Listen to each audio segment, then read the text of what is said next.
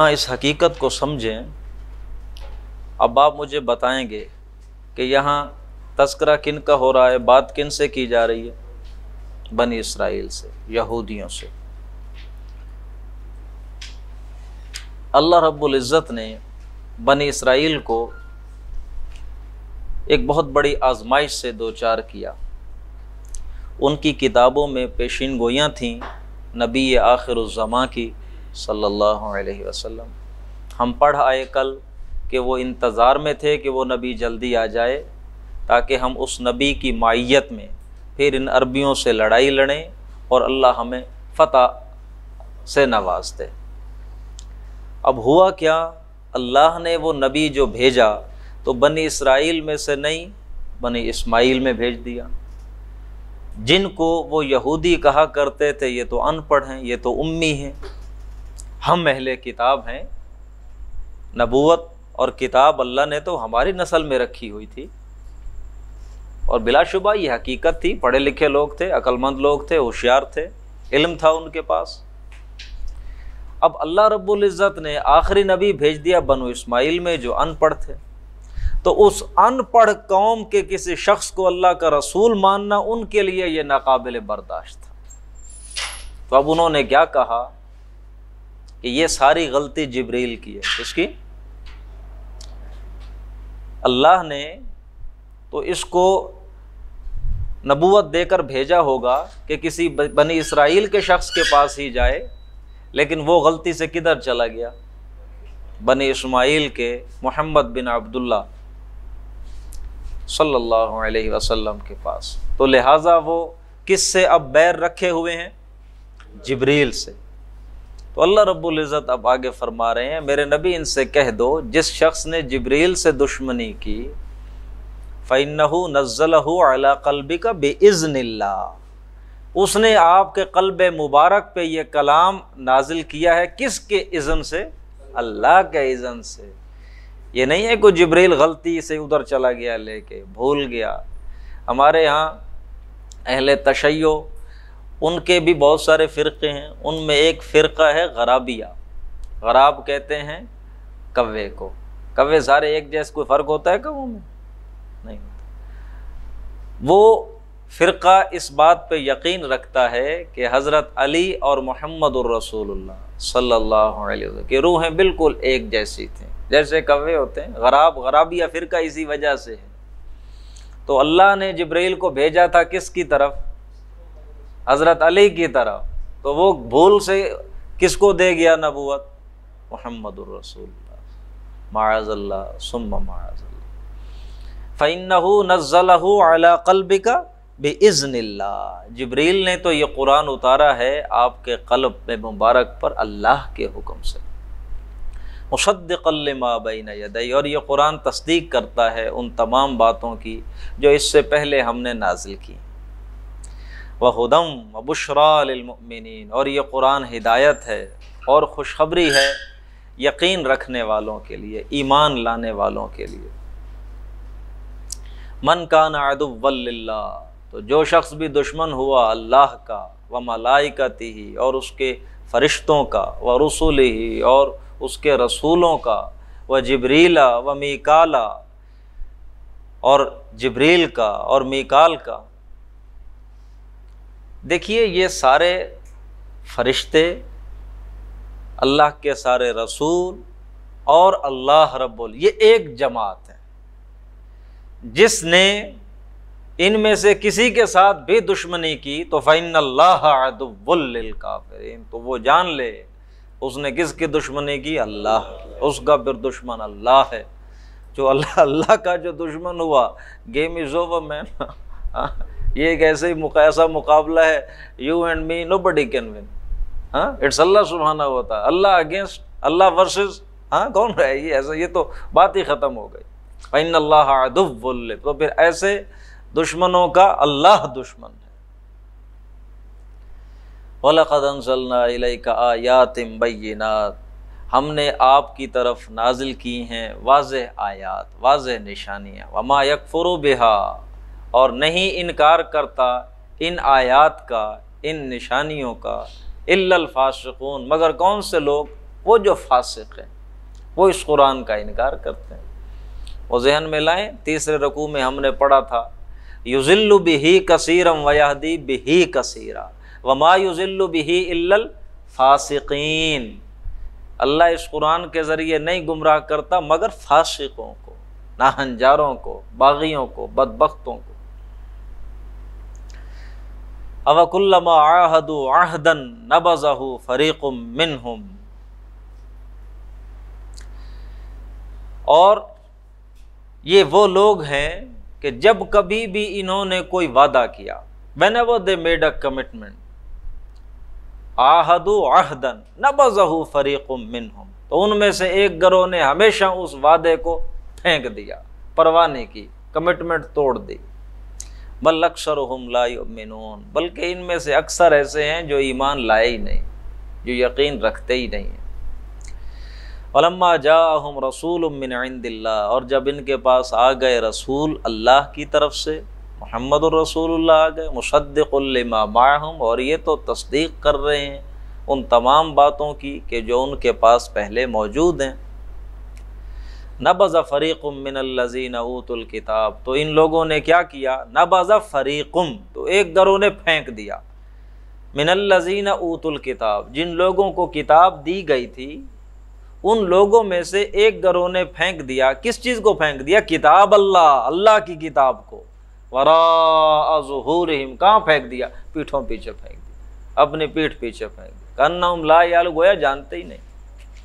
معاملہ یوں ہوتا تھا کہ ظاہر ہے اللہ کے رسول صلی اللہ علیہ وسلم پر قرآن نازل ہو رہا ہے، تو آپ تو باتیں بتا رہے تھے، تو کوئی یہودی بھی سن لیتے تھے، تو یہودی سننے کے بعد اپنے علماء سے بھئی یہ بات ایسے ہے، تو آگے سے وہ کہتے تھے نہیں نہیں ہمیں کیا پتہ ہے، بالکل ہم نے تو پہلی دفعہ ہی سنا ہے، گویا کہ انہیں پتہ ہی نہیں ہے۔ یوں اللہ کی کتاب کو پیٹھ پیچھے پھینک دیتے تھے، گویا انہیں اس بات کا پتہ ہی نہیں، بلکہ آگے آپ جا کر پڑھ لیں گے کہ اللہ رب العزت فرماتے ہیں یہ محمد الرسول اللہ کو یوں پہچانتے تھے جیسے اپنے بیٹوں کو پہچانتے ہیں۔ اپنے بیٹے کو پہچاننے میں کوئی غلطی، آپ یوں دیکھیں نا، آپ کہیں ہم مثلاً کسی ہجوم میں ہوتے ہیں، کسی فنکشن میں، یا کہیں مسجد میں ہی بیٹھے ہوتے ہیں، نماز جمعہ پڑھنے آئے ہوتے ہیں، پیچھے بچے بھی آ جاتے ہیں ساتھ۔ بچے جب روتے ہیں تو انسان کا اپنا بیٹا جب روئے اسے پتہ چلتا ہے کہ نہیں چلتا؟ یہ کون؟ میرا بیٹا رو پڑا ہے، آپ نے دیکھا بھی نہیں، اور اس آواز سن کے آئیڈیا بیٹوں کی یوں پہچان ہوتی ہے انسان کو، تو یہ محمد الرسول اللہ کو یوں پہچانتے ہیں جیسے اپنے بیٹوں کو پہچانتے، پھینک دیں۔ نبذ فریق من الذین اوتوا الکتاب کتاب اللہ وراء ظہور، انہوں نے پھینک دیا اللہ کی کتاب کو اپنی پیٹھ پیچھے، اور یوں ریئیکٹ کرتے ہیں گویا جانتے ہی نہیں، گویا ان کو پتہ ہی نہیں۔ اللہ نے کتاب دی، انہوں نے اس کتاب کو پیٹھ پیچھے، مطلب یہ ہے کہ اس کی تعلیمات لوگوں کو بتاتے ہی نہیں، کوئی سوال کرے تو یوں ریئیکٹ کرتے ہیں گویا پتہ ہی جانتے ہی نہیں۔ واتبعوا ما تتلو الشیاطین، ایک اور بڑی اہم آیت آ رہی ہے، واتبعوا ما تتلو الشیاطین علی ملک سلیمان، اور انہوں نے پیروی کی ان لوگوں کی جو شیاطین پڑھا کرتے تھے، علی ملک سلیمان، سلیمان علیہ السلام کی بادشاہت کے دور میں۔ جب سلیمان بادشاہ تھے تو ان کے دور میں شیاطین جن جادو کیا کرتے تھے، کچھ اس طرح کی چیزیں، تو ان لوگوں نے بھی پیروی کی ان شیاطین جنوں کی جو سلیمان کے عہد حکومت میں یہ اس طرح کے کام کیا کرتے تھے۔ وما کفر سلیمان، سلیمان نے کفر نہیں کیا۔ ایک بڑی حقیقت ہے، اس کو یوں سمجھیں کہ آج بھی ہمارے معاشرے میں یہ چیزیں عام ہیں۔ قرآنی عملیات آپ اکثر نام سنتے ہوں گے کہ یہ لوگوں کو، بلکہ ایک کاروبار ہے یہ آج کل بڑا فلرشنگ کاروبار ہے کہ اس میں نہ کوئی انویسٹمنٹ ہوتی ہے اور نہ کچھ، بس آپ نے بیٹھ کے چند شوشے چھوڑنے، کچھ باتیں کرنی ہیں اور وہ آپ کا معاملہ چل پڑے گا۔ بال بڑے کرنے ہیں، تھوڑا وہ نہانے سے ذرا دوری اختیار کرنی، ہاں جی، تو یہ آپ بڑے مجذوب کہلائیں گے۔ تو یہ اس طرح کا ہمارے ہاں بھی ٹرینڈ ہے، تو اللہ رب العزت ہمیں محفوظ رکھے ان چیزوں سے۔ یہ کفر ہے، یہ کہ اللہ نے کیا الفاظ بولے، وما کفر سلیمان، یہ جادو ٹونا کرنا کیا ہے؟ کفر ہے۔ سلیمان نے کفر نہیں کیا، اللہ نے کفر کا لفظ بولا، وما کفر سلیمان ولکن الشیاطین کفروا، ان شیاطین نے کفر کیا تھا، یعلمون الناس سے، وہ لوگوں کو جادو سکھاتے تھے۔ جادو کی حقیقت ہے، جادو برحق ہے، لیکن اس کا کرنا کفر ہے، اس کا سیکھنا کفر ہے۔ قرآن مجید سے اس کا اثر ثابت ہے، کئی مقامات ہیں جس پہ حضرت موسیٰ علیہ السلام کا جب واقعہ آتا ہے تو ان کے مقابلے کا ذکر ہے قبطی جادوگروں کے ساتھ۔ میں نے بتایا نا، دو قومیں تھیں، ایک بنی اسرائیل قوم اور ایک مصری قوم۔ مصری قوم کے جو جادوگر تھے حضرت موسیٰ کے مقابلے میں لائے گئے تو انہوں نے کیا کیا تھا؟ جادو کیا، اپنی رسیاں پھینکیں، لیکن ان کی رسیاں پھینکنے سے وہ یوں لگنے لگا سب کو کہ سانپ بن گئے۔ تو اللہ رب العزت قرآن میں فرماتے ہیں فَأَوْجَسَ فِي نَفْسِهِ خِیفَةً موسیٰ، موسیٰ نے اپنے دل میں کیا محسوس کیا؟ ڈر محسوس کیا، خوف محسوس کیا۔ موسیٰ علیہ السلام کو لگا یہ سانپ، میں جب پھینکتا ہوں عصا تو وہ سانپ ہی بن جاتا ہے، انہوں نے بھی سانپ تو بنا لیا، ختم ہو گئی کہانی۔ تو موسیٰ علیہ السلام نے دل میں خوف محسوس کیا۔ اللہ فرماتے ہیں قلنا لا تخف، ہم نے کہا نہیں ڈر مت، موسیٰ ڈرو مت۔ تو موسیٰ کس چیز سے ڈر گئے تھے؟ ان رسیوں سے۔ وہ رسیاں سانپ بن گئی تھی؟ نہیں بنی تھی، انہوں نے اپنے امیجنیشن سے دکھا دیا کہ یہ کیا ہے، یہ سانپ ہے۔ تو اثر ہوا کہ نہیں ہوا؟ بس اتنی بات ذہن میں رکھیں، جادو کا اثر ہوتا ہے، جادو پر، لیکن اس کا کرنا، اس کا سیکھنا، اس کا سکھانا یہ کفر۔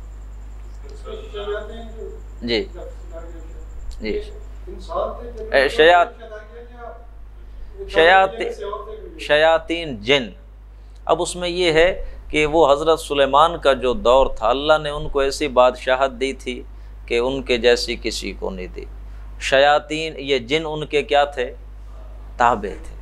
یہ کچھ ہوتے تھے جو آپ وہ واقعہ پڑھیں گے سورۃ نمل میں جا کر کہ حضرت سلیمان علیہ السلام کہتے ہیں کہ کون ہے جو مجھے میرے پاس لے آئے ملکہ سبا کا تخت اٹھا کر؟ تو ایک عفریت جنوں میں سے کہتا ہے میں ابھی لے آتا ہوں جناب، آپ کی مجلس برخاست ہونے سے پہلے لے آؤں گا۔ تو جنوں کے اوپر ان کو کنٹرول تھا، اللہ نے انہیں ہواؤں پہ کنٹرول دیا، جنات پہ کنٹرول دیا، اور جانوروں کی، طیور کی، پرندوں کی زبان وہ سمجھتے تھے۔ ایسی بادشاہت اللہ نے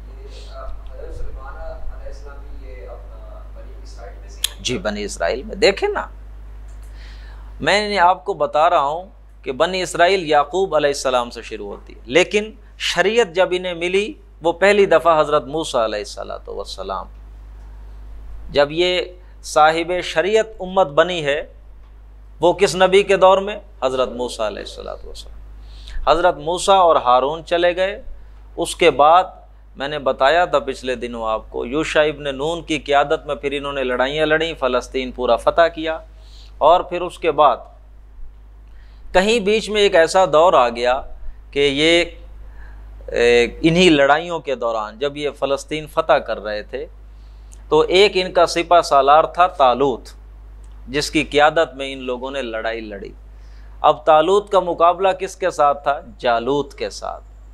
اب وہ بڑی زوردار قوم تھی جالوت کی، اور یہ طالوت کے ساتھ کچھ لوگ تھے جو ایمان لائے تھے اور یہ مقابلے کے لیے نکلے تھے، اور پھر اللہ نے ان کو آزمایا بھی، بڑا ایک سخت آزمائش کے ساتھ تھا کہ بڑا سفر کر کے گئے، پیاس لگی ہوئی تھی، راستے میں نہر آ گئی۔ طالوت نے کہا کہ دیکھو بھائی یہ نہر آ گئی، یہ پانی کسی نے نہیں پینا، جس نے پانی پی لیا وہ میرے ساتھ اس کا کوئی تعلق نہیں۔ اب وہ پیاس سے لوگ نڈھال تھے، وہ سب نے پانی پی لیا، کچھ تھوڑے سے تھے جنہوں نے اس کا کہا مانا، تو جو باہر نکلے دریا کے بعد تھوڑے سے بچ گئے تھے، لیکن پھر بھی وہ صاحب ایمان تھے۔ انہوں نے کہا کم من فئۃ قلیلۃ غلبت فئۃ کثیرۃ باذن اللہ، کوئی نہیں، حوصلہ کرو، لڑائی لڑو۔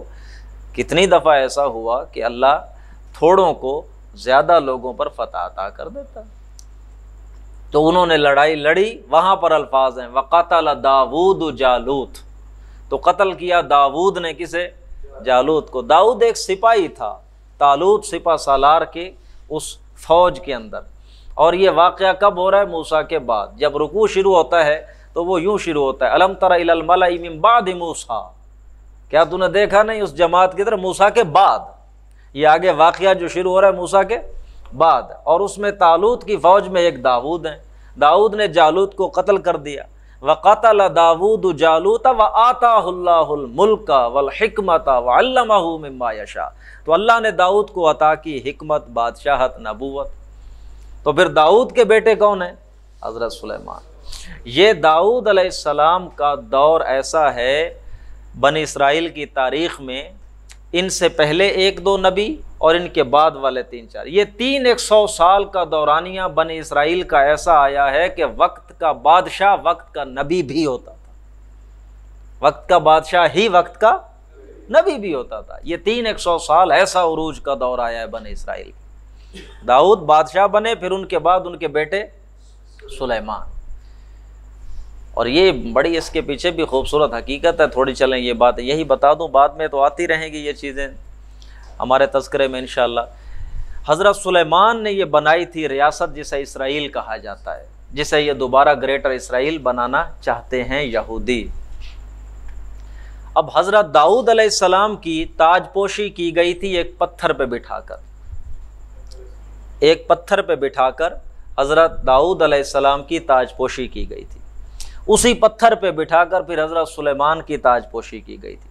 حضرت سلیمان کے تابع جن تھے، تو حضرت سلیمان نے جنوں سے ایک مسجد بنوائی اس پہاڑی کے اوپر جہاں آج مسجد اقصی موجود ہے۔ اس پہاڑی پہ حضرت سلیمان نے پہلی دفعہ ایک عبادت خانہ تعمیر کروایا، ایک معبد تیار کروایا جسے ہیکل سلیمانی کہا جاتا ہے۔ پہلی دفعہ یہ معبد تیار ہوا وہاں۔ وہ جو حضرت سلیمان، پھر حضرت سلیمان نے وہ جو پتھر تھا، اس پتھر کو جس پہ بٹھا کر حضرت داؤد کی تاج پوشی کی گئی، حضرت سلیمان کی تاج پوشی کی گئی، وہ اٹھا کے اسی معبد خانے میں رکھوا دیا تھا۔ اور پھر بنی اسرائیل کا جو بھی بادشاہ بنتا تھا اس کی تاج پوشی اسی پتھر پہ بٹھا کے کی جاتی تھی۔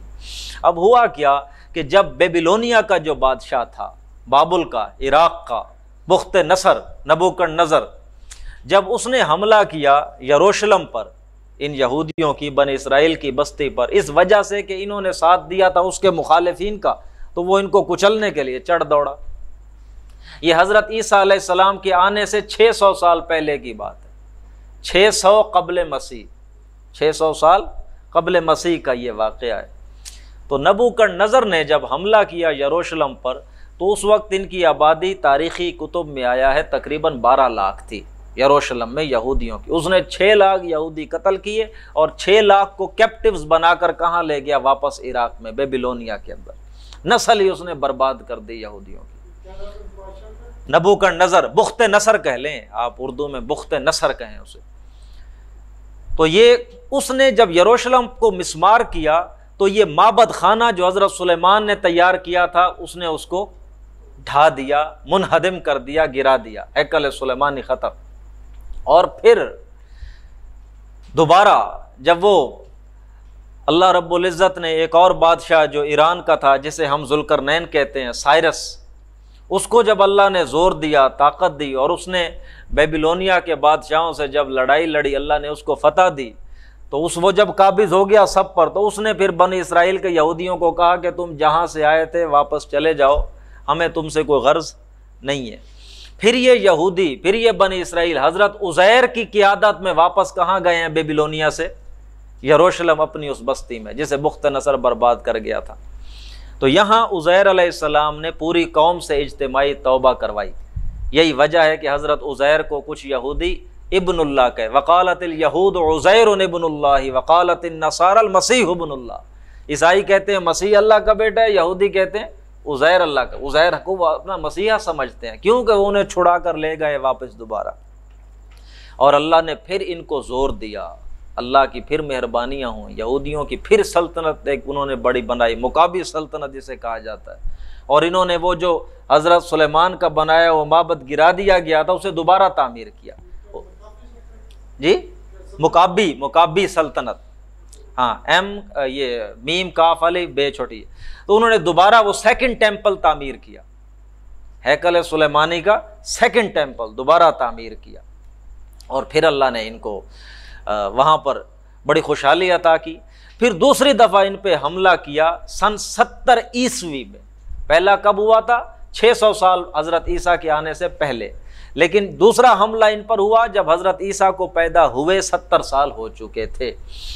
یہ حملہ ان پر ہوا ہے رومن امپائر کی طرف سے، رومن ایمپرر ٹائٹس رومی، اس نے انہیں برباد کیا آ کر یہودیوں کو۔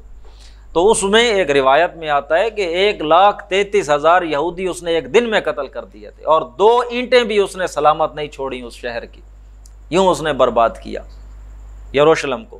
اور ان کا بنایا ہوا سیکنڈ ٹیمپل اس نے پھر کیا کیا؟ گرا دیا۔ اس وقت سے یہودیوں کا معبد خانہ گرا پڑا ہے سن 70 عیسوی سے، اور وہ اب جسے دوبارہ تعمیر کرنا چاہتے ہیں۔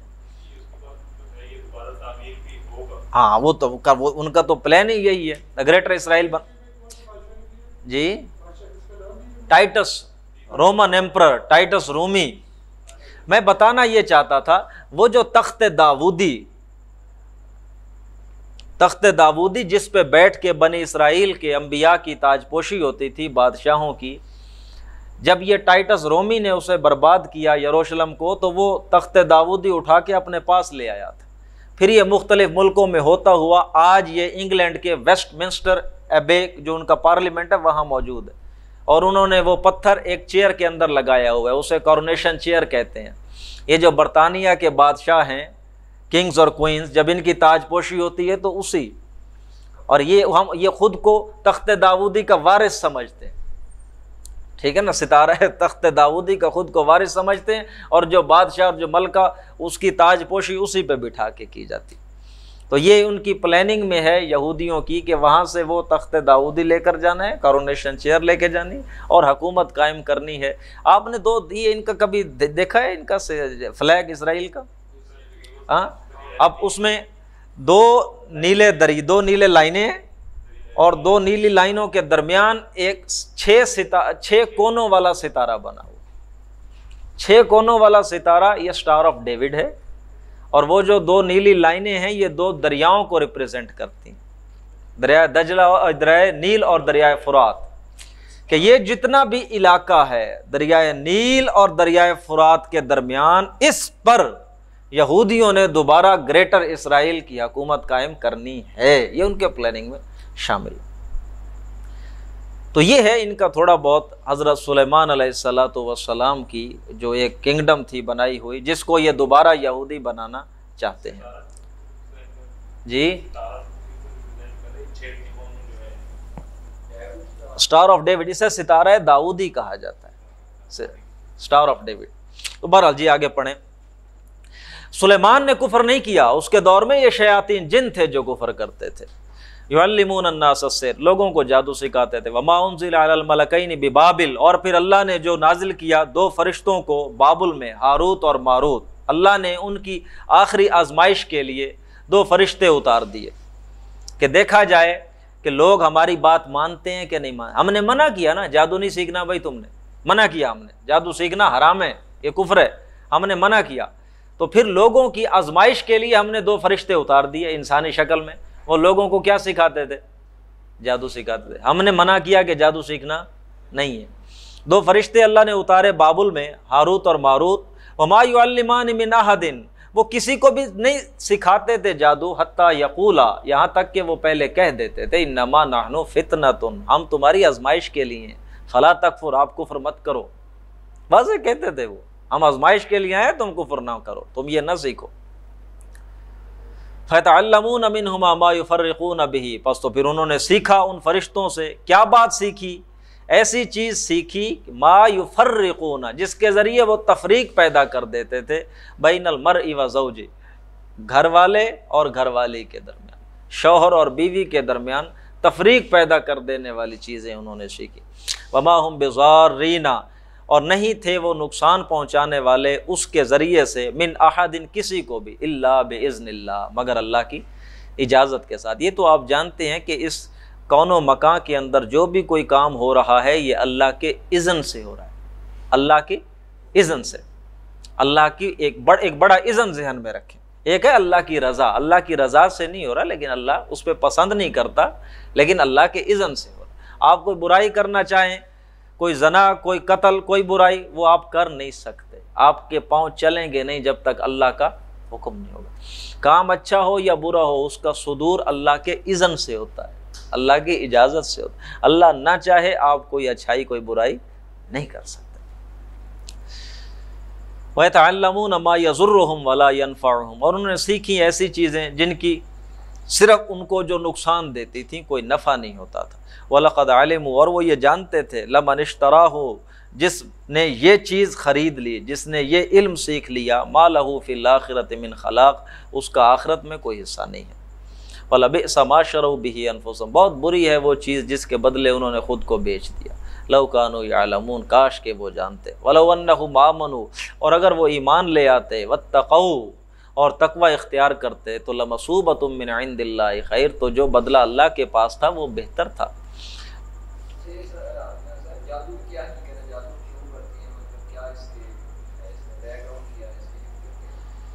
جادو تو یہی ہے، میں نے ابھی سرسری سا تو ذکر کیا تھا آپ کے سامنے کہ یہ ایسے ٹوٹکے ہوتے ہیں کہ آپ کچھ انتر منتر جنتر کرتے ہیں جناب، کچھ شیطانی کام ہوتے ہیں کچھ۔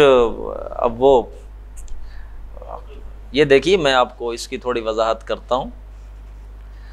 خیر اور شر دو قوتیں اس دنیا میں وہ اپنے اپنے کام میں لگی ہوئی ہیں۔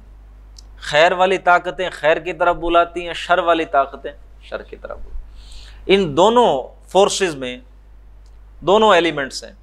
خیر کی بھی طاقتیں دو طرح کی ہیں، ایک وہ جو ٹینجیبل ہیں نظر آتی ہیں، دوسری وہ جو نظر نہیں آتے ہیں غیر مرئی۔ اور برائی کی بھی کچھ طاقتیں ایسی ہیں جو نظر آتی ہیں، کچھ طاقتیں ہیں جو نظر نہیں آتی ہیں۔ تو اسی لیے اللہ نے ذکر کیا شیاطین جن کا، ایسی جو آپ کو نظر نہیں آتے۔ یہ کرتے کیا ہیں؟ اب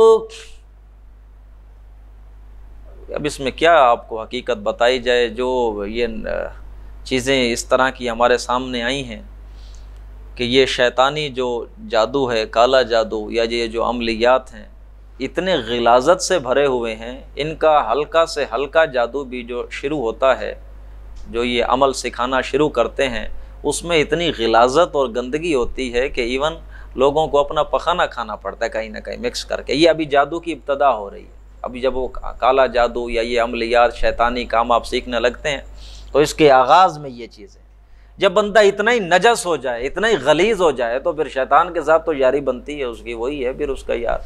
اور اللہ نے شیطان کو، ان جنوں کو بہرحال کچھ طاقتیں دی ہیں۔ ہم تو پابند ہیں نا ٹائم اینڈ سپیس کے، جن تو نہیں ہیں، وہ تو آنے واحد میں آسمان کو ہاتھ لگا کے آ جاتے ہیں۔ خود قرآن میں یہ باتیں واضح ہیں، وہ شکلیں بدل لیتے ہیں، یہ ان کو اللہ نے طاقتیں دی ہیں۔ تو آپ اگر ان کے ساتھ یاریاں لگاتے ہیں اتنے غلیظ بن کر، تو پھر ظاہر ہے وہ آپ کو پتہ نہیں کیا کیا آپ سے کروائیں گے، اور آپ کے کوئی تھوڑے بہت کام بھی وہ کر دے گا جو ظاہری تھوڑا بہت جس میں آپ کی منفعت ہوگی۔ تو ہمارے ہاں یہ آج کل بڑے کام چلے ہوئے ہیں بڑی گھٹیا گھٹیا چیزوں کی وجہ سے، کہ محبوب آپ کے قدموں میں، اس کے لیے یہ آپ کر لیں جناب۔ یا شادیوں میں یہ اکثر ہمارے یہاں عورتیں بڑا کام کرتی ہیں کہ شادی یہاں ہو جائے یا شادی یہاں نہ ہو، یا کسی کو اپنے قابو میں، گھر والے کو قابو میں کرنے کے لیے عورتیں ایسی حرکتیں کر رہی ہوتی ہیں۔ رشتہ دار کوئی اچھا اگر کہیں دنیا داری میں آگے چلا گیا ہے تو وہ برداشت نہیں ہو رہا، تو ان کے حوالے سے کوئی اس طرح، یہ ہے جادو ٹونے کی حقیقت، یہ کام کرتے ہیں۔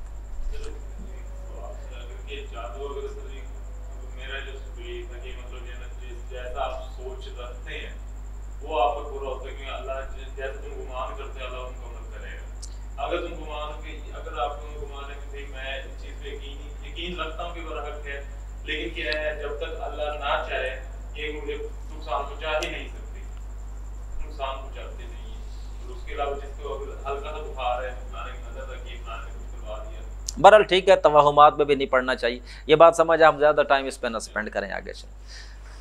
یا ایھا الذین آمنوا، اے ایمان والو، لا تقولوا راعنا، تم یہ لفظ نہ بولا کرو راعنا۔ راعنا کا مطلب ہے ہماری طرف دیکھیے، ہماری بات سنیے، ہماری طرف توجہ کیجیے۔ اب یہ اللہ کے رسول کی صحبت میں بیٹھے ہوئے جو لوگ ہوتے تھے وہ راعنا کو راعینا کہا کرتے تھے۔ راعینا کا مطلب ہو جاتا ہے ہمارا چرواہا۔ تو اللہ صحابہ کو تعلیم دے رہے ہیں، اے ایمان والو تم یہ لفظ نہ بولا کرو راعنا۔ کیوں کہ یہ جن کے دلوں میں ٹیڑھ پن ہے، کجی ہے، وہ لفظ کو بدل دیتے ہیں۔ راعینا کی جگہ راعینا کہہ دیتے. اب معنی کیا ہو گیا؟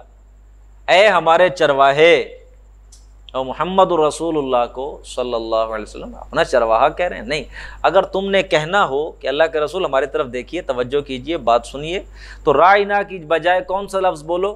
انظرنا. لا تقولوا راعینا وقولوا انظرنا. ہماری طرف نظر کیجئے، ہماری طرف دیکھیے. راعینا کا لفظ چھوڑ دے. واسمعوا، اور سنو.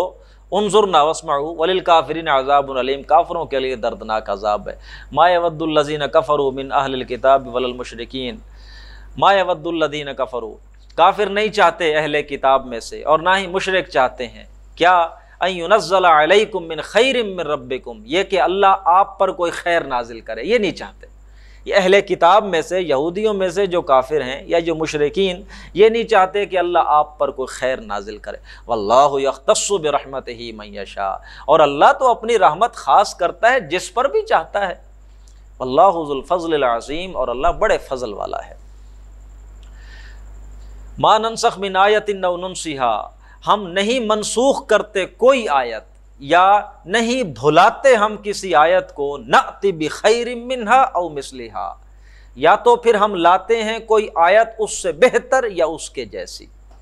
اب اس کو سمجھ لیں تھوڑا سا، ناسخ اور منسوخ کا تصور.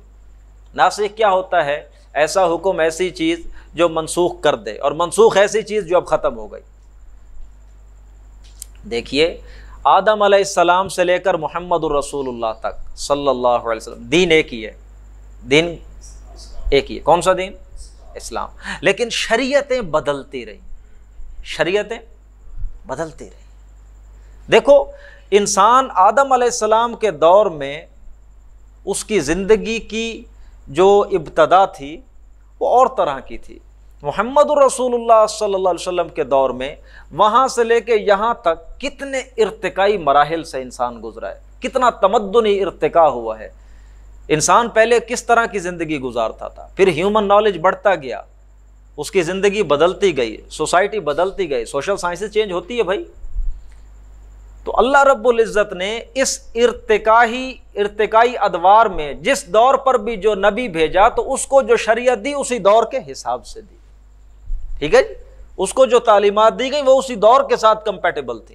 بعد میں آنے والے نبی کو جو شریعت دی اس میں کچھ چیزیں بدل دیں، کچھ چیزیں اسی طرح رہیں. ایک تو یہ پس منظر ذہن میں رکھیے، اللہ نے جو چیز بھی بدلی، جس چیز اللہ کہتے ہیں ہم نہیں بدلتے کوئی بھی چیز مگر اس کے بعد بہتر چیز لاتے ہیں. نہیں ہم بھلاتے کوئی بھی حکم مگر اس سے بہتر حکم لاتے. اور خود شریعت محمدی صلی اللہ علیہ وسلم میں بھی زمانی ارتقا ہے. خود شریعت محمدی میں بھی زمانی ارتقا ہے. یہ جو سورۃ بقرہ ہم پڑھ رہے ہیں یہ تو بلو پرنٹ ہے. شریعت کا جو اصل مکمل ہوئی ہے وہ تو سورۃ مائدہ میں ہوئی ہے. الیوم اکملت لکم دینکم واتممت علیکم نعمتی، ہم نے آج دین مکمل کر دیا. سورۃ مائدہ میں ہوا ہے. ذہن میں لائیں نا. یہ شروع میں شراب ابتداءً تو صرف اتنا کہا گیا کہ دیکھو اس میں نفع بھی ہے اور اس میں نقصان بھی ہے، لیکن اس کا نقصان نفع سے زیادہ ہے. اور پھر بعد میں کہا گیا کہ دیکھو جب تم نے شراب پی ہو تو نماز کے قریب مت آؤ.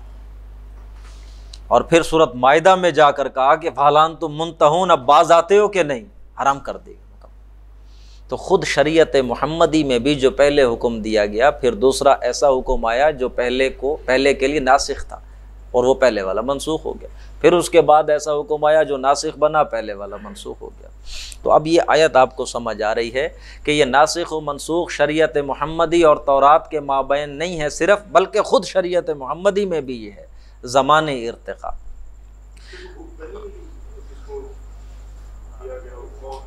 ہاں نہیں، کچھ علماء نے کام کیا، لازماً مل جائے گی آپ کو اس پہ.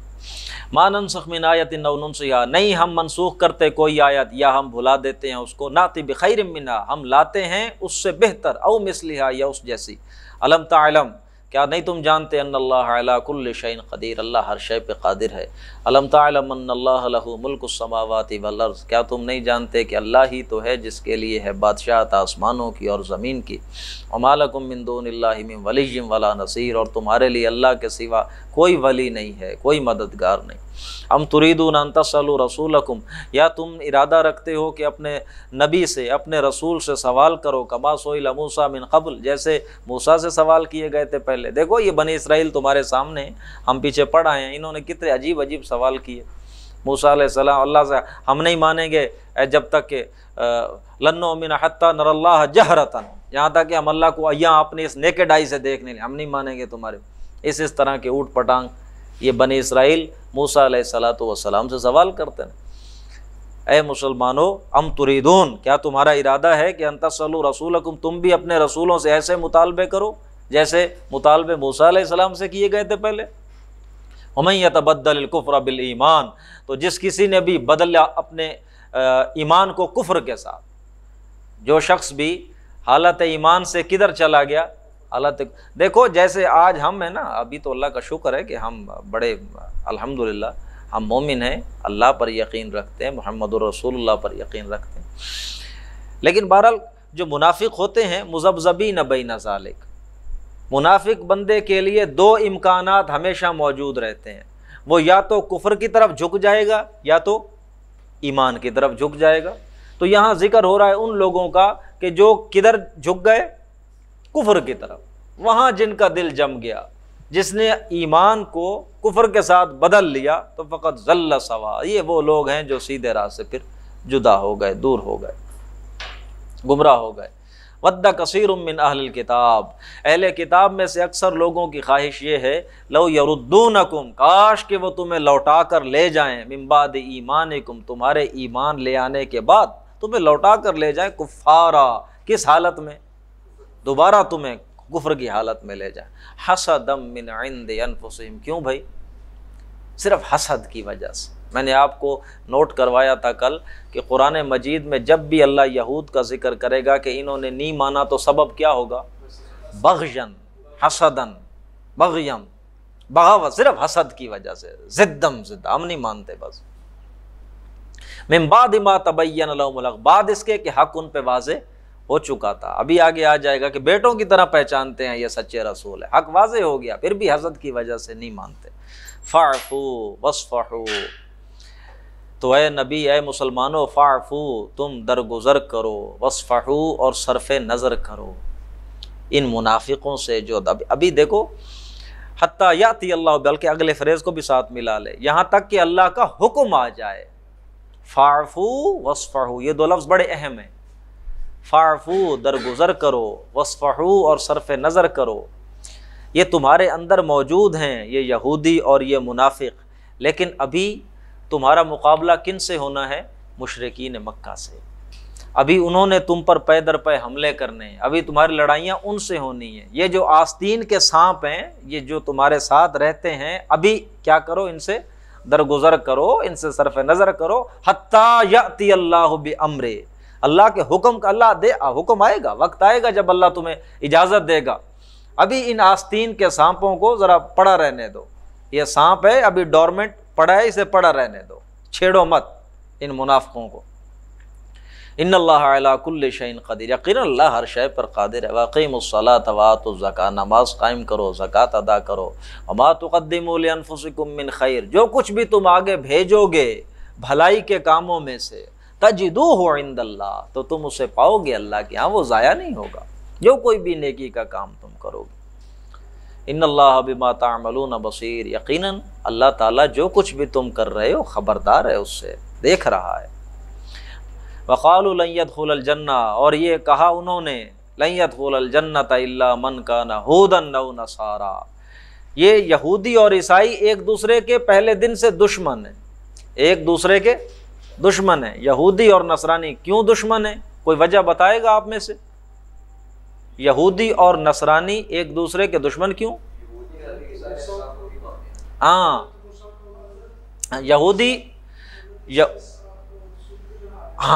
یہودی حضرت عیسیٰ علیہ السلام کو اللہ کا رسول نہیں تسلیم کرتے، انہوں نے اپنے تائیں تو انہیں پھانسی پہ بھی چڑھا دیا تھا، اور عیسائی حضرت عیسیٰ کو اللہ کا بیٹا کہتے ہیں، بلکہ اس ایکسٹریم پہ دیکھیں، وہ انہیں خدا کا بیٹا کہتے ہیں، وہ انہیں ولد الزنا کہتے ہیں، معاذ اللہ ثم معاذ اللہ۔ یہودی اور عیسائی ان میں تو بڑا اینٹ کتے کا بیر جیسے ہم کہتے ہیں، ان کا تو آپس میں وہ ہے، لیکن اب عجیب کمال، انہوں نے اپنی دھوکہ دینے والے فکر کے ذریعے سے عیسائیوں کو اپنا دوست بنا رکھا ہے، وگرنہ در حقیقت یہ دونوں قومیں ایک دوسرے کی کیا ہیں؟ دشمن ہیں۔ لیکن یہاں کیسے دوست ہو گئے؟ یہ اپنے ان کی سٹیٹمنٹ پڑھیں۔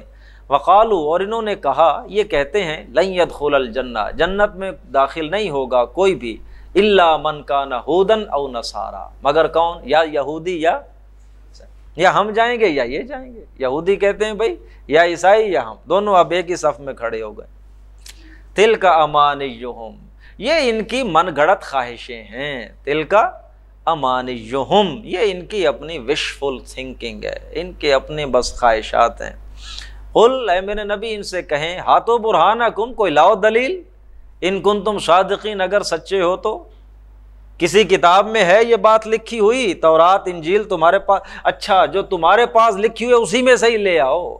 تم نے کافی چیزیں اپنی مرضی سے لکھ لی ہیں، تعریف کر لی ہے، چلو پھر بھی اپنی انہی کتابوں میں سے دکھا دو کہیں یہ بات لکھی ہوئی ہے، یا نصرانی جائیں گے یا یہودی جائیں گے، ہاں لاؤ کوئی تو دلیل لاؤ۔ بھلا من اسلم، یہ ایک یونیورسل ٹروتھ آ رہا ہے، بھلا کیوں نہیں؟ من اسلم وجہہ، جس کسی نے بھی اپنا چہرہ جھکا لیا، اپنا سر تسلیم خم کر لیا، سرنڈر کر دیا، للہ، کس کے سامنے؟ یونیورسل ٹروتھ ہے یہ۔ جس شخص نے بھی اپنا چہرہ اللہ کے سامنے جھکا دیا، وَهُوَ مُحْسِنٌ، اور اس کا کردار احسان پر مبنی ہوا، اور وہ نیک ہوا، اور وہ بھلائی کرنے والا ہوا، فَلَهُ أَجْرُهُ عِنْدَ رَبِّهِ، تو پس اس کے لیے اجر ہے اس کے رب کے ہاں، وَلَا خَوْفٌ عَلَيْهِمْ وَلَا هُمْ يَحْزَنُونَ، نہ ان پر کوئی خوف ہوگا نہ ان پر کوئی حزن اور ملال ہوگا۔ 9:10 پر ہے نماز، بس اتنا کافی ہے، پھر اب آپ کو سوال کر لیں اگر ہے کسی کا تو۔ اسائنمنٹ کا مقصد میرا صرف یہ تھا کہ یہ 3 ایسے مسائل ہیں جن کا لوگوں کو شعور ہی نہیں ہے۔ جب آپ سوال لکھیں گے تو آپ کے ذہنوں کی تختی پہ یہ سوال نقش ہو جائیں گے، آپ کو پتہ چلے گا مسئلہ ہے کیا، صرف اتنا پرپس ہے اور کوئی نہیں ہے۔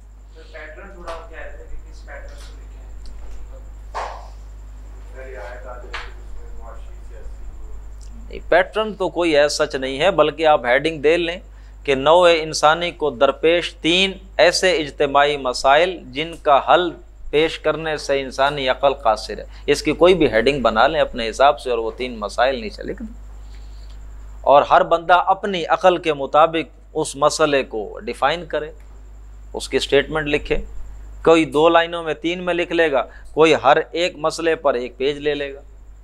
یہ تو ہر بندے کی اپنا ایک ذہنی پیٹرن ہے جس پہ وہ جی اسی لحاظ سے بالکل۔ یہ پورے آپ لوگ ماشاءاللہ سارے ویل ورسڈ ہیں، ایسا نہیں ہے کہ کوئی یہ آپ لوگوں کو اسائنمنٹس لکھنی آتی ہیں، آپ لوگوں